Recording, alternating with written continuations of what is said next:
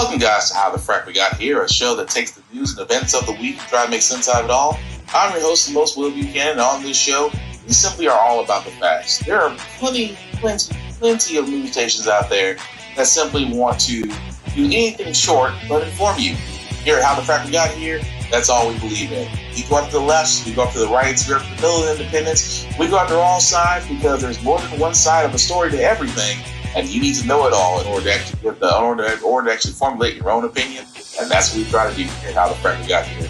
Thanks for listening, and hold on. It's going to be fun. All right, guys. Today is date September 27, 2023, and this is How the Frack We Got Here.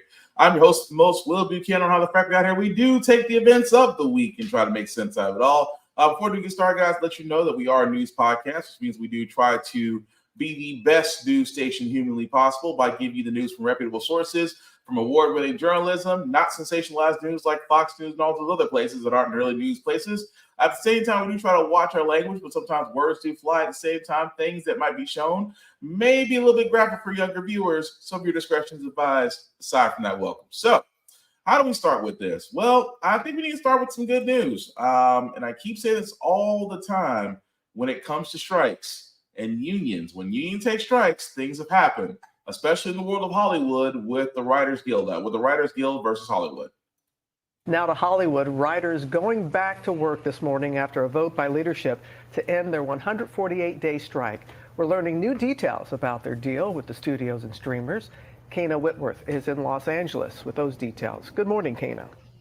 Hey, Robin, good morning to you. The Hollywood writers' strike is officially over. The nearly 150-day strike ending 1 minute after midnight, and the union securing some major wins here. Details of this deal have been sparse until now, but here's what we know so far. This 3-year deal outlines a 12.5% pay increase, starting with a 5% bump when the contract is ratified. One of the sticking points involved royalties, and the writers secured a 76% increase for their foreign streaming residuals, and they will also receive a viewership-based streaming bonus. And another big win for these members, studios and streamers will have to hire a minimum number of writers on projects. And the final issue, arguably the most important, revolved around artificial intelligence. The two sides established a set of guidelines regarding the use of AI. But you guys, of course, SAG-AFTRA still on strike. But a lot of people hope Hollywood is back up and running in some 6 to 8 weeks here, guys. Heard me say it many times. Wall Street did Quite you. So really, guys, from what you saw, yes, the Writers Guild did actually get a finalized ratification of the contract that they have with Hollywood. A lot of great things happen there. Pay increases, especially when it comes to streams and revenue and DVD services. Definitely a 12.5% pay increase, starting with 5% over the time of their contract. Guaranteed number of writers per shows and things of that nature, and AI is definitely being regulated. Again, all great things that are happening. Now, of course, that's only one other half of it. The Screen Actors Guild is still having their contract dispute with Hollywood, but with the Writers Guild kind of being solved, I would have to assume that SAG is not too far off from behind it. I don't know how many other ways I can say this, guys. I really don't. Unions work. They've always worked. They've always been able to get us. Benefits, PTO, sick pay, things of that nature, all born from unions. This is the reason why we strike, because if you guys haven't noticed by now, everything in the world is going up but your paycheck. And it's high time corporations are starting to realize that, because CEOs and those in the higher bracket percentile seem to have a disconnect with the rest of the world. Because again, I can only imagine if money is no longer an issue, you find yourself not in the same area. Ain't that right? But move right along, guys. I did want to cover this as well, because we've had this happen in Tennessee where drag shows are trying to be regulated, because some people believe that basically a person dressing up a drag is dangerous to your child, when it should be somebody who's backwards, illogical, and most likely a Republican in power. I'm talking about you, Lorraine Bobbitt, to decide to give your companion some extra needed attention at a Beetlejuice concert. We haven't forgot. Reason why I bring this up, guys, is that a judge in Texas has banned the law that says drag shows are unconstitutional. It is a violation of First Amendment rights since they're trying to declare that that drag shows are sexually oriented performances. They are far from it. So that way, a judge, which I thought was funny, a judge in Texas did see the buffoonery of this and sat there and said, no, it's unconstitutional. You cannot keep those performing when it's their freedom of speech, and it does not violate children. Keep in mind what I just said there, guys, because that's the conservatives' attack. The conservatives' attack is just that they are basically sexually expliciting in front of children. That is not the case, especially when you have places like Drag Queen Storytime Hour, which again, when somebody who is actually wanting to make sure that your kids read does a better job of, say, you as a parent, but you get mad just because of the orientation, you feel like it's going to be indoctrination, it's freaking far from it. And I cannot stress enough that, again, I am glad that some places, even in Texas, I know in the Hold My Beer competition, Texas is actually, there's actually a judge in Texas actually showing common sense that's really unconstitutional. And of course, they're going to appeal it. We really shouldn't be surprised by that. But speaking of things that are surprising, guys, I hate to break it to you. We have to experience this again. I know, Obi. I know. We have to experience this again. What am I talking about? I am literally, guys, talking about the 6 things to watch for in the second 2024 GOP presidential debate. I cannot stress this enough that we have to go through this again. We have to go through this again. As if the first debate, which I basically called, by the way, the first debate was nothing more than a quote unquote shit show. And if you think that these potential ones, these 7 potential politicians going for the GOP nomination, if you don't think that the second presidential debate is not going to be the same, I can tell you, I could bet money on that. Because I'm going to tell you what they're going to talk about. They're going to talk about the economy. They're going to talk about Democrats overspending. And I guarantee somewhere along the lines, Trump is going to be somewhere involved. Because why? Trump is skipping the second debate. As he said before, he's leading in the polls. Why does he need to debate? Because he's leading in the polls. And I hate to break it to you, for a man who is facing multiple convictions and just had another ruling against him this week, he's not wrong that he is still leading. A man that has said nothing but has went on interviews, that has done rallies, is still popular than these 7 people. That's saying a lot. I mean, Governor Dictator Ron DeSantis, a man who fought Disney and lost. Vivek Ramsey, a man who may have swindled his way into college. Nikki Haley, not her real name, is basically somebody who's pretending to be a white woman. Mike Pence, America's scariest Christian. Chris Christie really is sitting on the fence. He's basically pulling a Mitt Romney. Tim Scott, a black man that thinks he can win a white man's party. Good luck with that. And of course, Doug Burnham, who's kind of like the older uncle that you invite to the cookout, but you make sure he's not alone left with kids. That is your group of people that will be debating. And all I can sit there and say is, it is going to be a shit show. Really and truly, it is going to be a shit show. And Trump is literally sitting there laughing his head off because nobody has stepped forward and really shown themselves to be the alternative in the GOP. So if you don't think that Trump somehow doesn't dodge everything that's coming at him, best believe that if he wanted to, as it stands, he could still win the nomination. Only in America can you be convicted. Could you be brought up on multiple charges in several different things, and yet you could still somehow, some way, still be president. Only in America. But moving right along, guys. Like I said, we talked about strikes for a second. General Motors. Again, I keep saying this, guys. Between General Motors, Ford, and Stellantis, they are about to press the F around and find out button right now. Because what the UAW has done is basically stall. They call it stall striking, which means that they're actually having specific factories in which workers are leaving. And now, as you can see right there, that General Motors In response, this is the thing that kills me. General Motors idles another power plant, which means they're sending 2,000 workers home. So that's your response. That's the thing that kills me. That all they want, simply put, is simply better pay, a better idea of a work week, and things of that nature. And your answer, General Motors, is that, oh, well, we're just going to idle a manufacturing plant and lay off 2,000 people. And you think, see, that's a scare tactic, is what it is, guys. This is the thing I want to point out. This is a scare tactic that they feel like if they sit there and they hurt the people enough, that they're going to fold. Now, keep in mind, every strike that has happened this year has actually been effective for the worker. So again, the UAW is one of the biggest unions in the United States, over 140,000 union members. And like I said, at this point, the big three cannot afford to take plant hits in the U.S. Oh, but Will, they could go to Canada, they can go to Mexico, and then who would buy their cars? Keep in mind, car prices are still astronomically high. Banks are not lending. Used cars have almost the value of a new car from 5 years ago. And trucks, nobody's going to pay $80,000 to $90,000 for a truck, even if it's not the premium high-end model.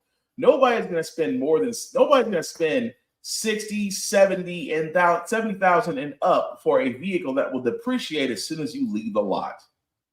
So if I was GM, if I was Ford, if I was Stellantis, I would get my head out of my ass before you wind up losing more than just a few workers. But again, how the Frack we got here, we're all about union strong. So again, for those union people, stay strong, stay together, because eventually, as we've seen with other corporations, and including Hollywood, they will fold. Why? Because eventually they're going to realize they need you more than you need them. And also, shout out to again Tim Scott, who decided that he was going to take the Ronald Reagan approach. That when he was asked at a rally what he would do about the auto worker strike, and he sat there and said, to quote the GOP's white Jesus, Ronald Reagan, that if you strike, you're fired. And he believed in that. Well, unfortunately, Tim Scott forgot something, is that there's a certain section of a law that the United Auto Workers had already figured out that said he was engaging in unfair labor practices, which meant that, if we're speaking from a political standpoint, that anytime you sit there and you try to repeat something of that nature, well, you violate something basically, which is basically called interfering in the rights of the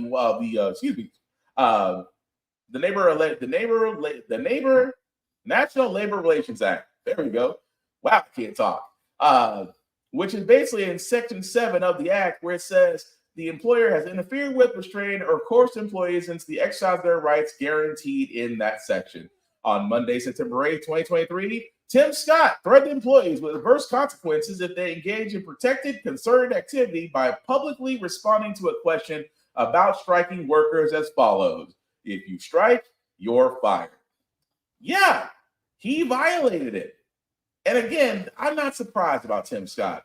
I really am not, because the simple fact of the matter, guys, he is a effing idiot and delusional. Because again, he's a guy that thinks that he can win a political party that does nothing for minorities or women, but swears up and down he is the political poster child for pulling up by my bootstraps, being in a big family, making against all odds, and yet people are wondering about, is he single? Would that make him a good president?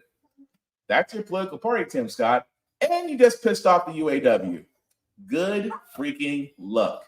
But at the same time, guys, we do got to talk about the other elephant in the room. Unfortunately, if nothing gets done by this Saturday night, the government can be shut down again.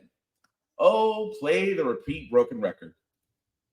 Shut down 11:59 p.m. Eastern, Saturday night. That is the deadline to avoid a shutdown, and there is just no agreement yet about how to do just that, in large part because of divisions within the House GOP conference. The Speaker of the House trying to convince his members to all fall in line behind a Republican-only bill to keep the government open for just a few weeks. But he doesn't have the votes because he has included in this plan spending cuts that the Democrats won't accept, border security measures that the Democrats won't accept. But the cuts don't go far enough for some members on his far right, which means that he doesn't have the 218 votes to get this out of his chamber. He can only afford to lose 4 Republicans on any party line vote. He, at the moment, is probably losing about 7, maybe even up to 10 members on a short-term spending bill. So what is the Speaker's plan? He is still trying to pressure those same members to come on his side. This, as the Senate leadership, is working on a completely different plan to keep the government open with hardly any time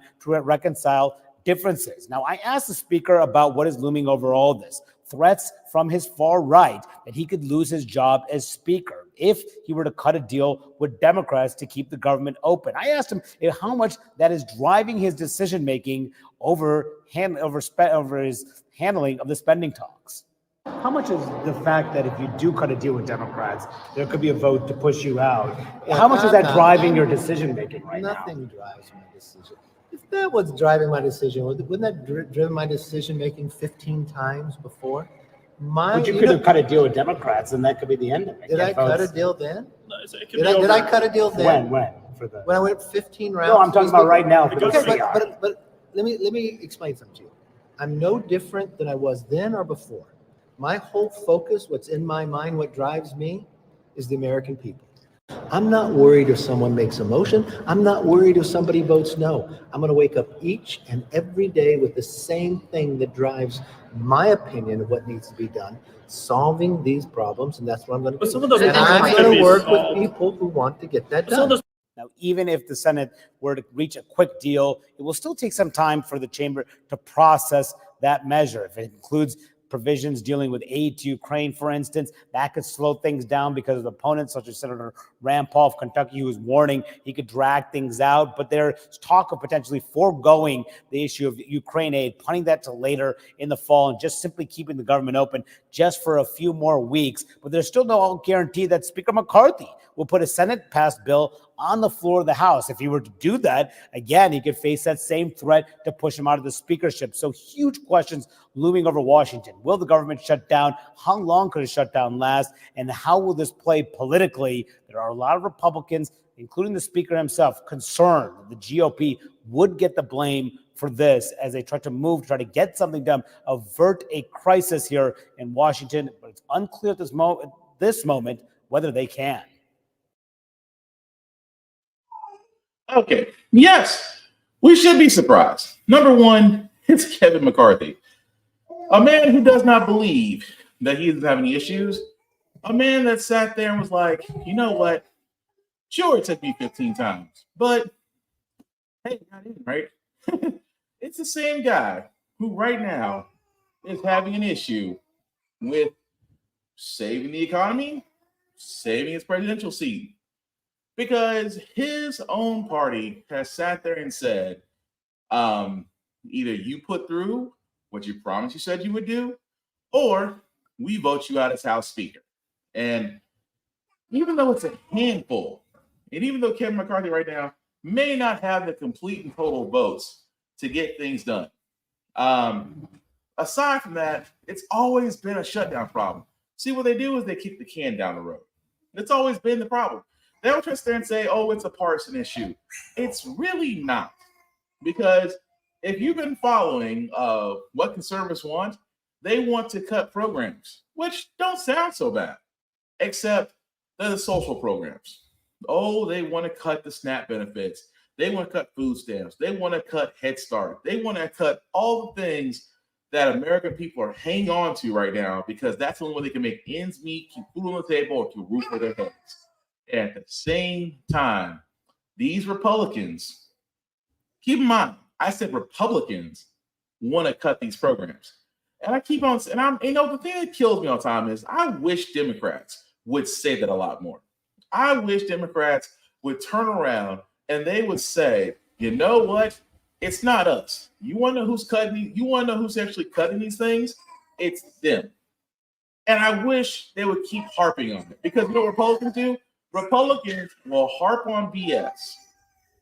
At the same time, will turn around and sit there and say, oh, well, they keep repeating the same lie over and over again.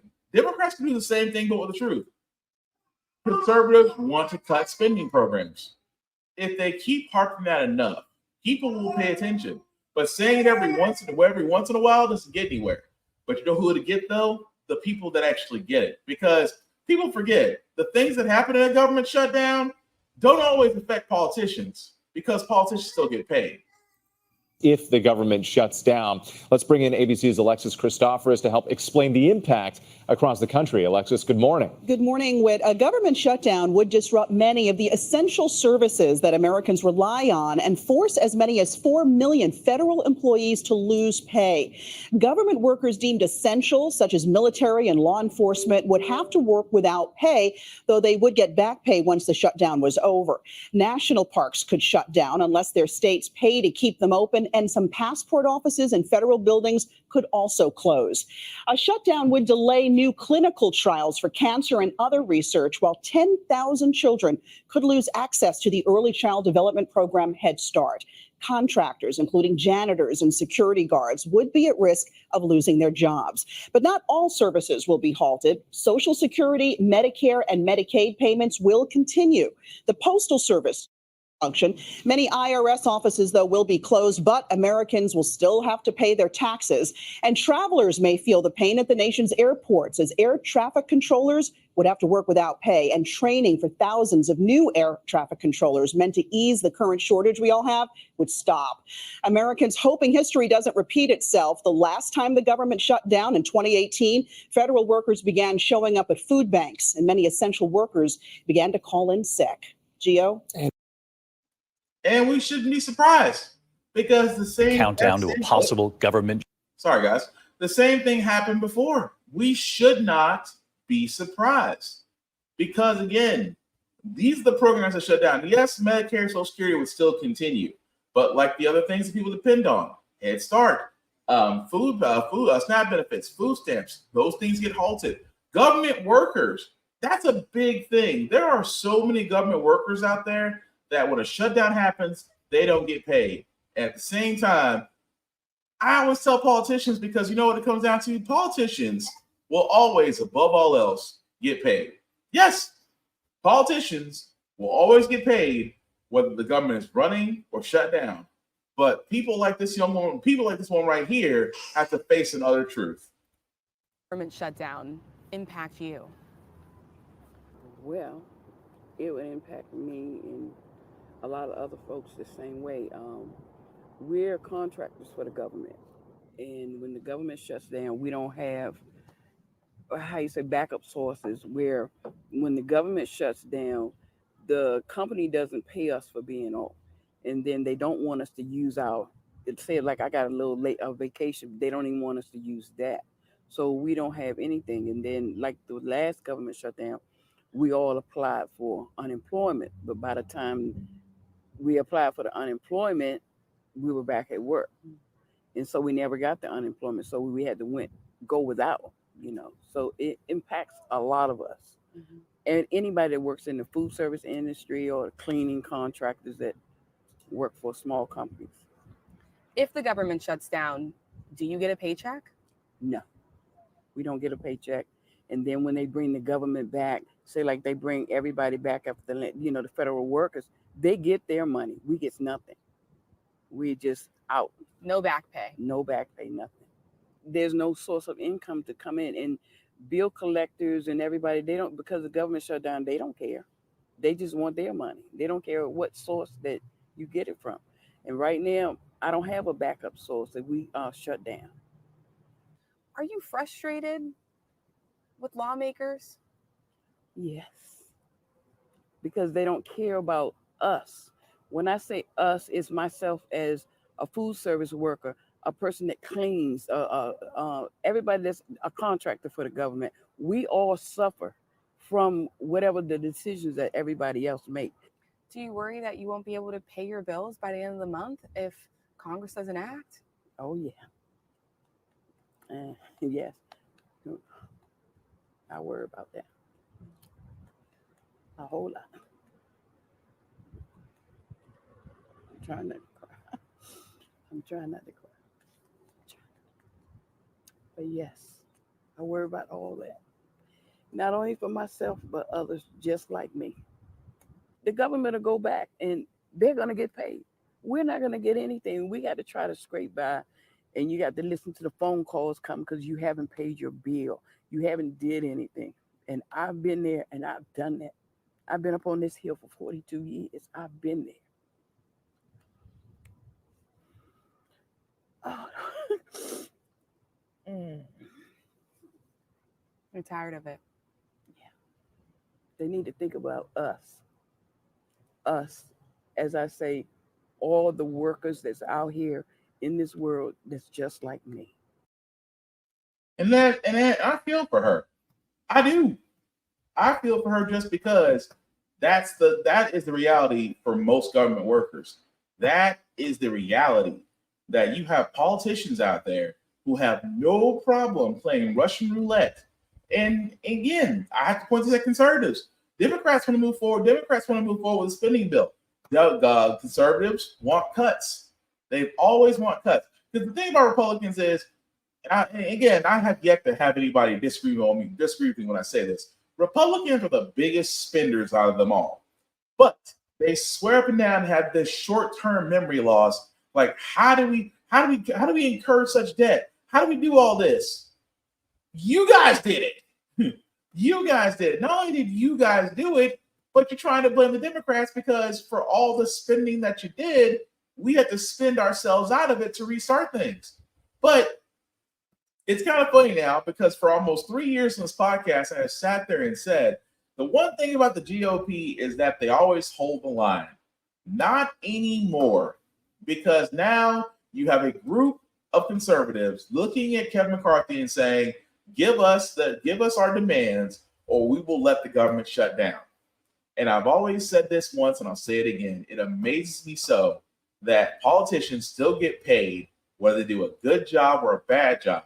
But government workers don't get spit if the government shuts down, and they don't get back pay if the government starts back up. And there is something very, very, very wrong about that when it comes to two political parties, one that would rather see chaos and would outwork the other. Here's why I say bipartisan. The word bipartisan alone is bullshit.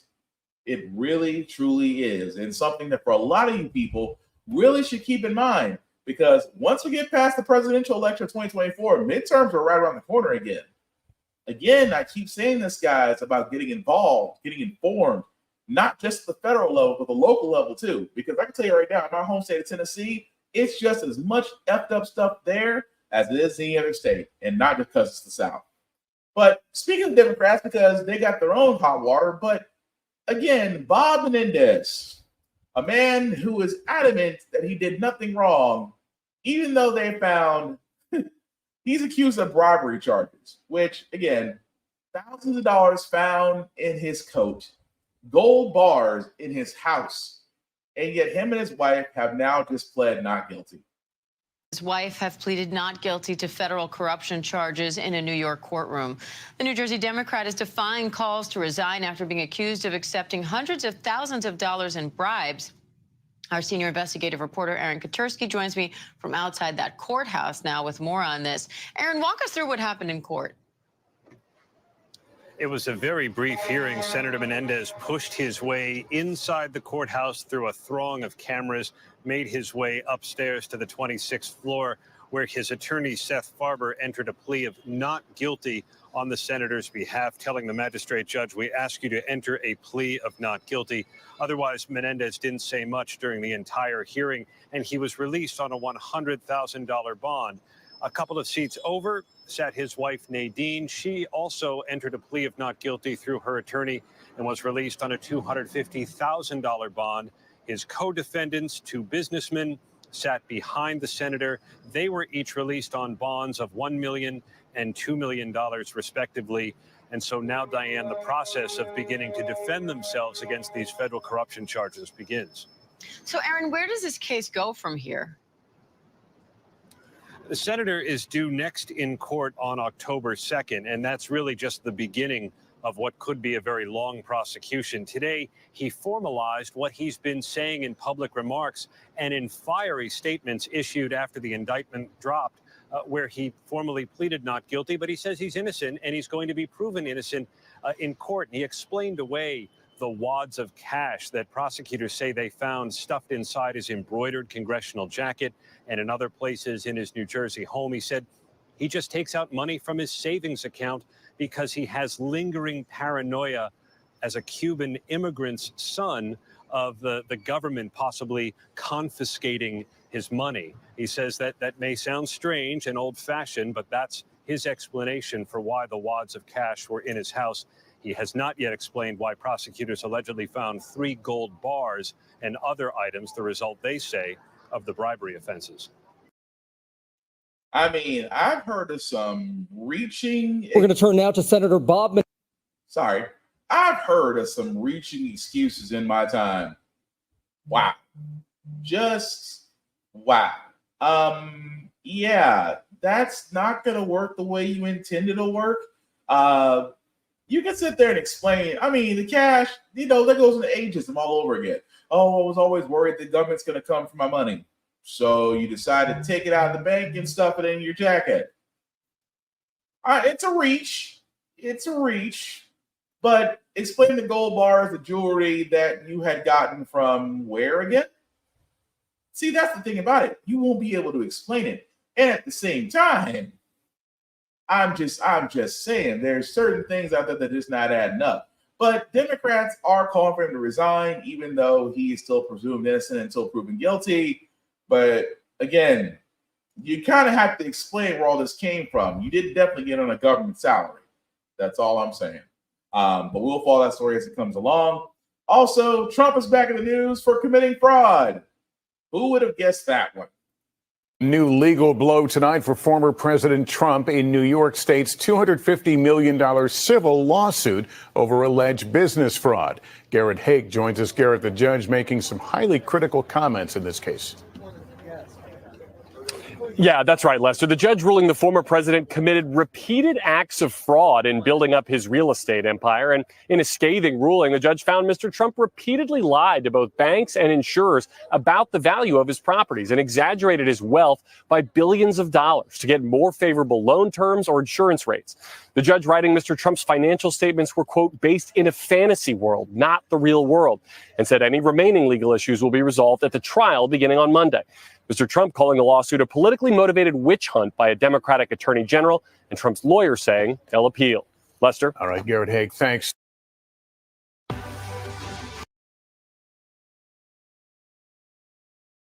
Sorry about that. I am definitely not on my line about switching things over.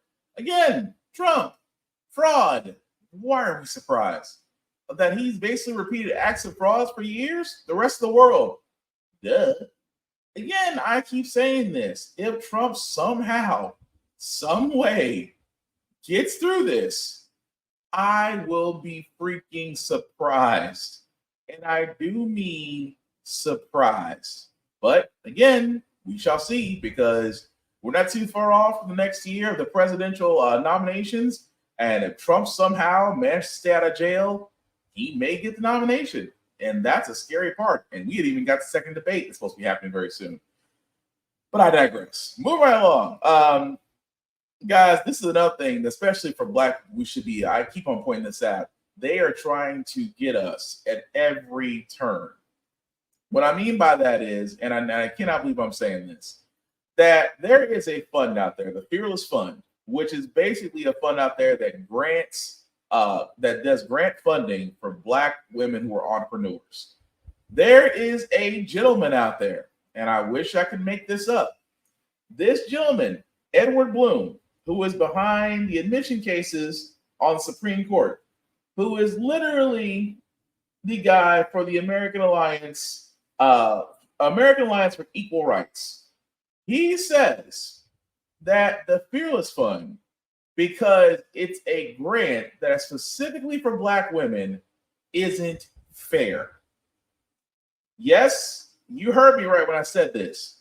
The Fearless Fund, which is for Black women entrepreneurs, and that Edward Bloom, a man, a white man at that, has tried to sit there and say that the Fearless Fund is basically unfair because it's targeted toward a certain demographic. Well, thankfully, a judge had saw reason and sat there and pretty much told him in so many words, they can do that, you're an idiot, and leave. Well, this is the reason I keep bringing up. That's just one of many stories. I mean, there's a story out there right now about land that's trying to be seized by a state for eminent domain, to which Black people have owned for decades. I keep saying this, guys, all the freaking time, that they are pretty much putting out things out there they're trying to take from us, and they're doing it right in front of our faces. This is why I keep saying the whole entire time, guys, it is time to be active. It is time to get into it, because if we do not, it will come back to haunt us. I promise you that. I can't keep stressing that anymore, that it will come back to haunt us unless we act. But the last story I got, guys, before we get to our feel-good segment is, well, I never thought I'd see this coming in 2023, but I guess I got to add this to my bingo card. The Senate just passed a bill that possibly could push forward marijuana. A bipartisan bill related to marijuana has cleared a major hurdle in the U.S. Senate. The SAFER Act would make it easier for marijuana businesses to access the financial system. This was advanced by the Senate Banking Committee today, meaning it heads to the full Senate floor for a vote next. According to Statista, the U.S. cannabis industry is set to pass $33 billion this year. And the thing is, those companies need somewhere to store their money, right? Unfortunately, that is almost impossible present day, because for those businesses, marijuana is illegal under federal law, and so they can't save their money in federally insured banks. The legal marijuana industry is almost entirely cash-based because of those restrictions. CNBC's Jane Wells joins me now. So, Jane, this bill is not going to legalize marijuana at the federal level, just to be clear, but it deals with this banking issue. It's a huge step forward, Kate, because this banking law, if it becomes law, will allow the federally regulated banks, Bank of America, Wells Fargo, Chase, to do business, to accept the money from these state legal marijuana operations. These businesses can also get loans now. They can buy insurance. They can get financing. Their employees will be able to show proof of income and get mortgages. And it will also then maybe let Visa and MasterCard into these legal dispensaries so that customers can start using credit cards and move away from there's just so much cash, which creates danger. And there are often robberies at these dispensaries. This is all part of making it safer, not legal federally, but safer. And what are the mechanics on Capitol Hill, Jane? If this passes in the Senate, I don't know if that's likely, then what happens in the House? Well, Senator Chuck Schumer says he plans to bring it to the floor as soon as possible. And the theory is they wouldn't have got it out of the committee, which was a bipartisan vote, by the way, unless they felt they had the votes on the floor. They are going to need 60 votes to end debate before then they can do a vote in the Senate. After that, it would go back to the House, which has passed this many times. The choke point has always been the Senate, and then it'll go to the president's desk. That's assuming there's not a government shutdown. Well, we just talked about that. Yes. So, yes. So, of course, the bill itself doesn't legalize marijuana, although at this point, I have to keep asking this question, why the frack not? But at the same time, it is geared to those, because if you guys haven't noticed, those who are in the marijuana business do not have bank accounts, because banks do not recognize them as sustainable financial holdings. So therefore, marijuana stores and coffee shops, they're called, don't have bank accounts. So they are always up for being robbed and things of that nature. Look, here's my thing.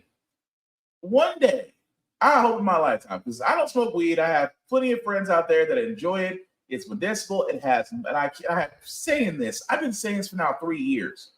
I'm not a fan of marijuana. I don't smoke it. I don't ingest it, but I do understand the properties behind it that have been helpful, that have been beneficial, that are better than oxycodone and Percocet pills, that have helped many upon many of people. I understand it. I see, and of course, not just from the relaxation measures up for it. I mean, the plant alone has many other applications that could be used to really give ourselves a brand new economy, and pump money back into the U.S. I see all of that. The problem is we have to admit that the day we legalize marijuana in all 50 states, that we also have to admit that the war on drugs is really bullshit and that Ronald Reagan conned us all.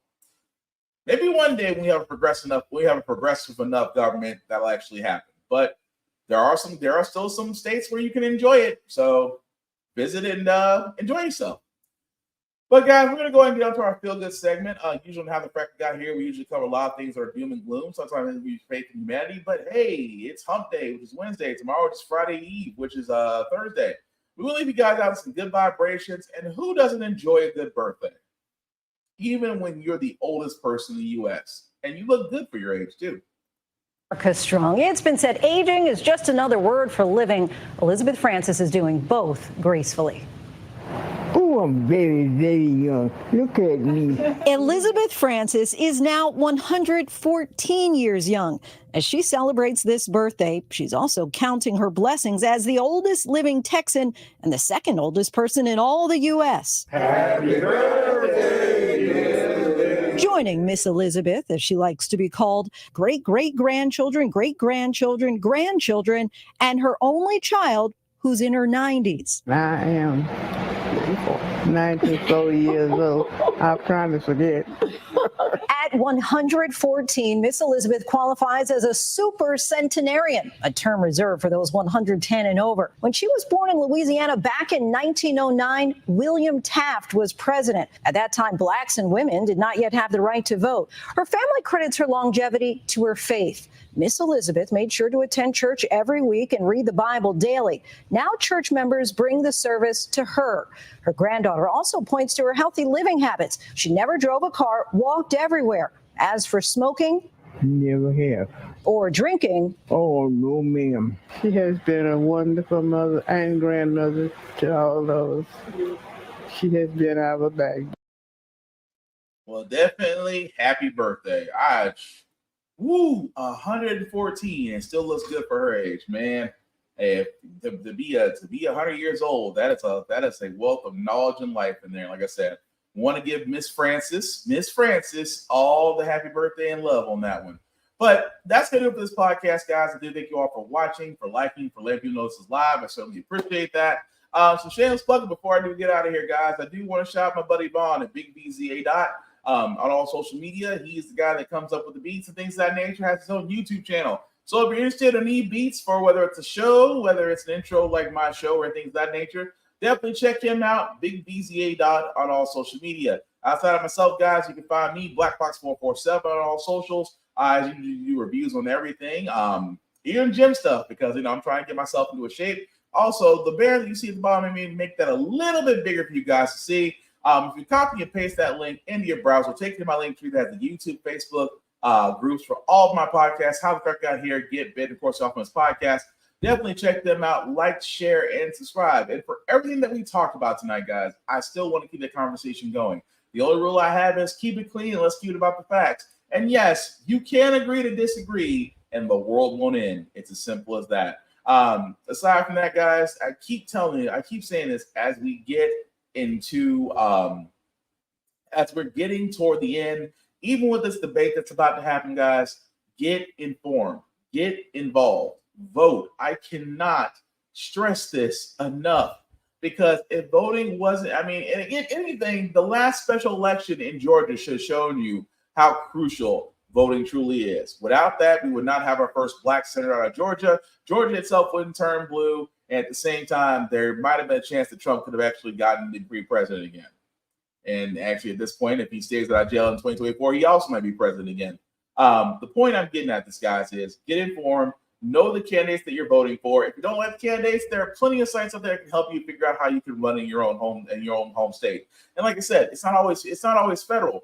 Get local. Get from the ground up. Change your neighborhood and change the world. I know that sounds corny, but it's still true. Nothing cannot work without you. And if you work as a group, all the things you can accomplish. But the last thing I'll say about how the Frack Got Here, guys, is all about staying informed. We are not trying to reinvent the wheel. We are simply giving you all the information to allow you to make up your own mind.